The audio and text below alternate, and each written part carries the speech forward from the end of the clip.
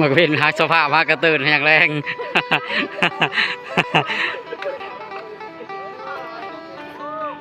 สภาพมากระตือนมันได้นอนอยู่บ่สูเนี่ยมันปั่นอยู่เบิดคืนนะว่าบักวินนั่นแหละว่าเบิ่งสภาพมันจะ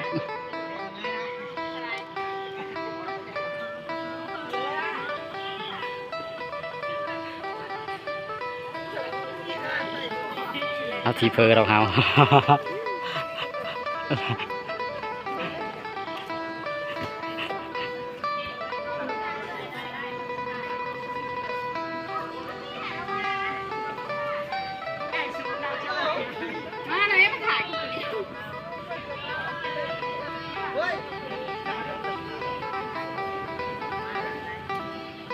แก้ว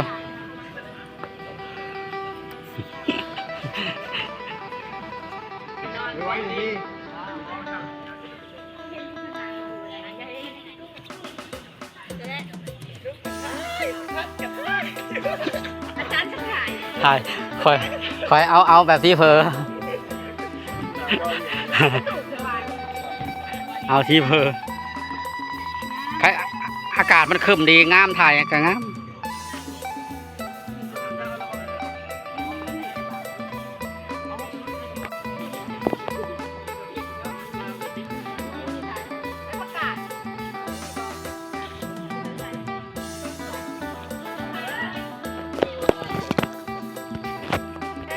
กล้อง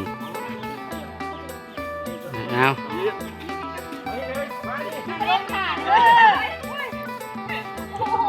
พวกนางดีใจมือชุดท้าย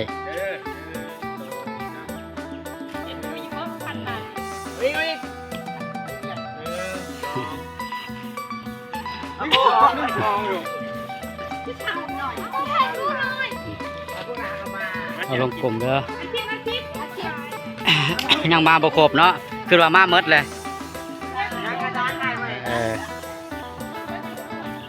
แต่งท่าอีกก็ได้ยังมีเวลาหลายอยู่เชื่อมาไว้มาจะมีนะแล้วก็กูตื่นไป9 โมงปานมือกองวันนี้มาหาจ่องแต่คนงามเหรอครับแล้วเขามีเพจแล้วเดี๋ยวเบิ่งเล่าลงก่อนจีกันเขาจะเอาคอยมีเพจแล้วอยู่เดี๋ยวเล่าลงเลยที่นั่นเอาเพจอาจารย์วันนี่แหละ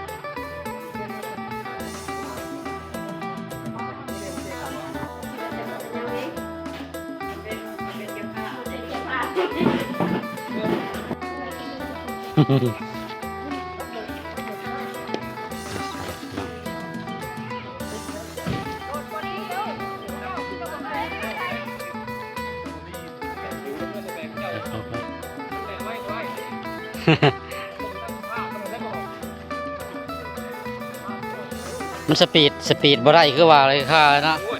13 คนโรงเรียนเฮา22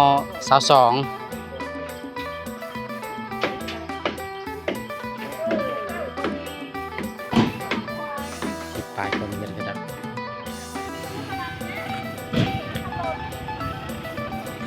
โรงเรียน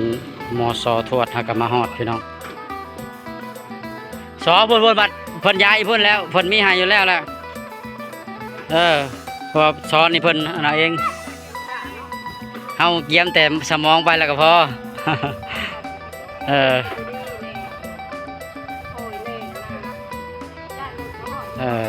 เพิ่นมาไกลพี่น้องปู๊ดอุ้มลูกอุ้มหลานมาแล้วพี่น้องมาแต่ไกลแล้วมสทวดในไกลกว่าหมู่มสทวดมสสะขึ้นพวกนี้จะไปมาไกลเรียนกัน แต่เราจะเพียนเอาเกียมลงเลยนึกก่อนมีสิเก่งาเวลา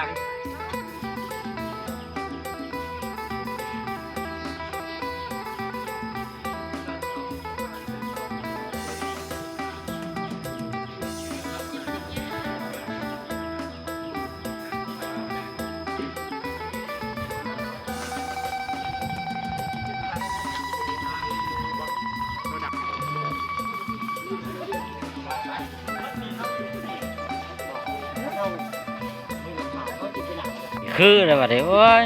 ใช่ถ้าเล่าบ่คือได้สูบบ้างน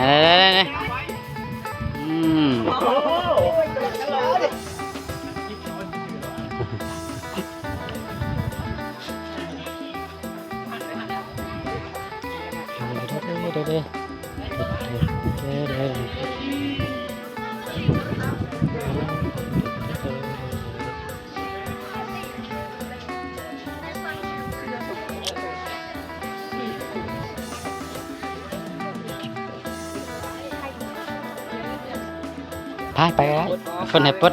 จังไปปดอยู่หน้าโต๊ะนั่นก็ได้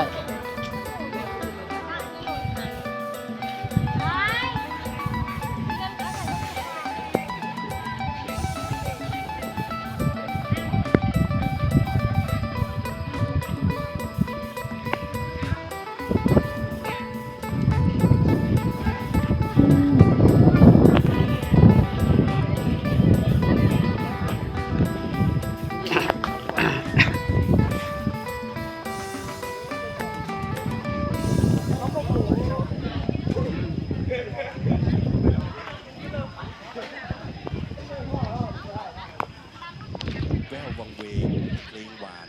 กังวานหวานทุกเขตคามผู้คนหายหมดมอง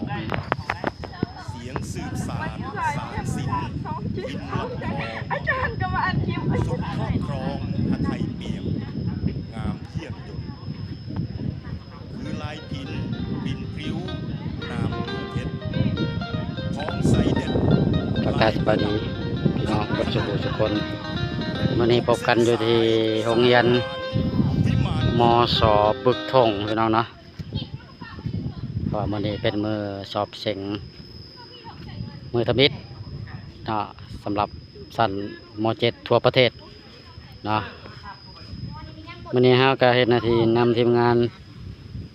นักเรียนเฮามาสอบเสียงคือเก่าพี่น้องเนาะประจำการอยู่ที่ศูนย์มสบึกทง3 มื้อพี่น้องตอนนี้ทางนักสอบเฮาก็มาครบเบิดแล้วพี่น้องเนาะนักสอบเฮามีอยู่22 คนสำหรับโรงเรียนเฮาแต่สำหรับศูนย์นี่มันจะมีอยู่6โรงเรียนมารวมกันอยู่ในศูนย์มสบึกทงนี่พี่น้องเนาะเพราะว่าปีนี้ทางของการศึกษาเพิ่นได้จ้อนศูนย์สอบเสียงเข้าเนาะในทั่วเมืองจำพรนี่มีอยู่2ศูนย์คือศูนย์ม.ปลายแกงกอแล้วก็ศูนย์มสบึกทงสำหรับศูนย์มสบึกทงเขาบอกว่ามันมีอยู่6โรงเรียนเนาะยิงใจสภาพนักเรียนกลุ่มนี้มันบ่หลายเพิ่นก็เลยจ้อนเข้า มีอยู่6โรงเรียนมีมสบุกถงเจ้าภาพแล้วก็มสเหล่าสุริยะมสนาโนเขียนมสพ้นม่วงของเฮานี่แล้วก็มสสะเคินทวดรวมเป็น6โรงเรียนนักเรียนก็บ่หลายดอกพี่น้องมีอยู่100ปลาย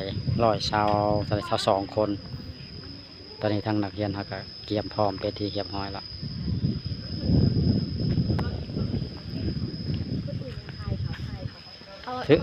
พายไปแล้วก็บัดเพิ่นเอิ้นเขาเพิ่นให้ปลดเฮาก็จังปลดไว้ในหน้าห้องนี่ก็ได้บ่เว้าธงพายหั่นนะมีแต่เงินค้ำกำแก้วและใส่ธงไว้เตรียมอัดเป็นธงเสือธงหยังหั่นแหละธงกับพายไปเวลาเพิ่นเอิ้นเขาเพิ่นให้ปลดเฮาก็ปลดเพิ่นให้ปลดไว้ในหน้าโต๊ะหยังนี่ธง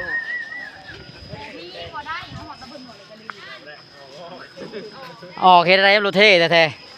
ๆเอาเขาให้รถมันจะงามมันยุมันหยะ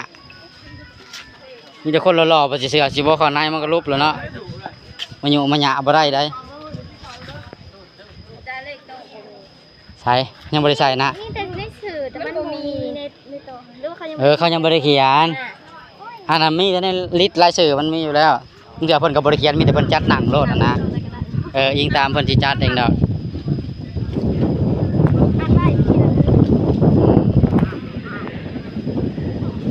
แก้วงามกว่าหมู่มื้อนี้